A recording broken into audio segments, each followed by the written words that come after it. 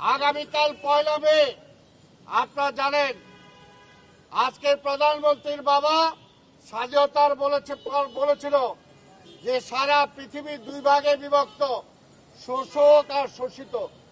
তিনি বলেছিলেন যে আমি শোষিতের পক্ষে। আর বর্তমানে তার সুযোগ্য কন্যা, বর্তমানে অবৈধ প্রধানমন্ত্রী, তিনি শোষিতের পক্ষে নাই, তিনি শোষকের পক্ষে। তিনি শোষকের পক্ষে, ডাকাতদের পক্ষে, চোরদের পক্ষে, ব্যবসায়ী সিন্ডিকেট যারা করে তাদের পক্ষে।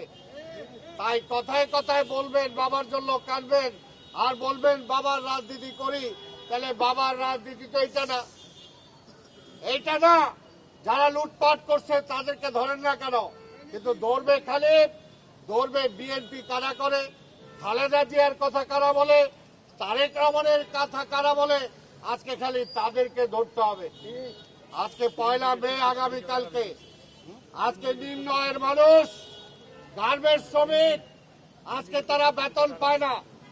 বেতনের জন্য যদি সেখানে গার্মেন্টস এর বাইরে তারা অবস্থান করে, পুলিশ ডেকে তাদের উপর গুলি করা হয়, তাদেরকে মারা হয়। এই পর্যন্ত কত গার্মেন্টস কর্মীকে হত্যা করা হয়েছে। তার জন্য কি কোনো বিচার বিভাগীয় কোনো তদন্ত কমিটি হয়েছে? হয় নাই। আর আজকে মন্ত্রীরা বলে দেশের মানুষ খুব আরামে আছে, খুব আরামে আছে, আরামে আওয়ামী লীগ আছে। তাই ভাইরা আমার, আসুন আমরা তাদের প্রতিবাদ করার জন্য এই রাজপথে নেমে এসে আমরা আন্দোলনের মধ্য দিয়েই আজকে এই সরকারকে বুঝাই আমাদের দাবি ভোট, আমাদের দাবি আমার ভোট আমি দেব, যাকে খুশি তাকে দেব। কিন্তু আজকে সেই ভোট নাই। সেই ভোটের অধিকারে ফিরে পাওয়ার জন্যই আমরা লড়াই করছি, মানুষের অধিকার ফিরে দেওয়ার জন্যই আমরা লড়াই করছি।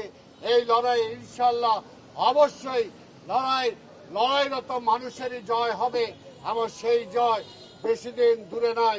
আসুন আমরা সবাই এই প্রতিবাদ করি। প্রতিবাদের মধ্য দিয়ে আমাদের দাবি ইনশাল্লাহ আদায় হবে।